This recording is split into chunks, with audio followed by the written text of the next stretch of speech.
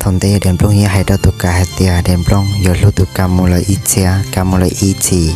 để suy chuyện để là cho tao cá nó tụ cả này bị đa này biến gì giờ đèn plong giờ cho tụ cả tê đèn plong giờ đó chính đâu hoan đâu chùa tụ mới dùng chun thổi dùng gì gì muốn chùa chùa tra tê cầu tra chờ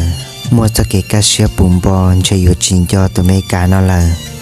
đợt tụi mình cầm lông xe thêm lông bờ qua sang yang trẻ có sẽ cho xe khó chờ là chỉ bỏ có tờ khó từ lọ kia lì sẽ khó chờแต่เมมลงเทตเมกาเนโมวชีใช้ก็อยู่จินยอจะตเมกาเลยติชิจะชั่วขอเธอตเมกาเนโมวชี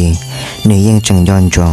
ชั่วคอก็รอลูกาจีก็ให้ตัวตเมกาจีจังมอเคยเจดอนรัวเชียยี่อยู่จิบล้อจะให้เตียนั่งนอก็ยืนรอจินเจ้าหัวจินเจ้าจัวมูลคันทุนจัวมูลหงตัวเกอหลอดเธอก็ก้อนใจตเมกากินกว่าเนี่ยตัวต่อกาให้เตียในยุก็ละมูอินตัวเลยเจเนื้อยังจงรู้เชียชาเลย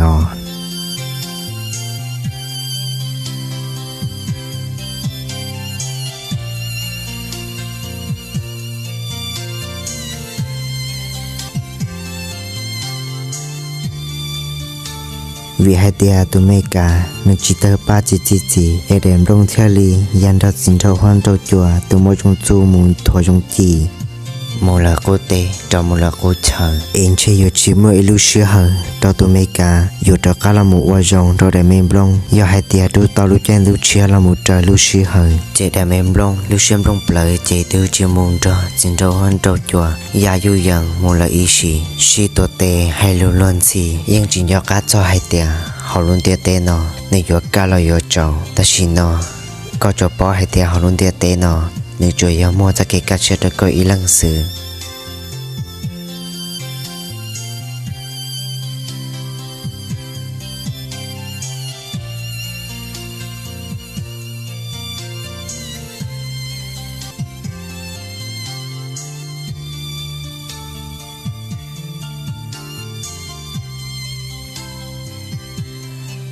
chú ya, tôi nhớ cho họ luôn tê nó, nên anh yêu chúng mua đã chịu tôi yêu cho họ một tay ý sĩ, cho cái lu, nếu chú yêu cho họ một ít bia, một trái lu sĩ hở, ya thôi thì lu sĩ hở nữa thôi rồi, chỉ cho cái lu nữa yêu, mà mặt tôi rù, chỉ nữa yêu mà mặt lo,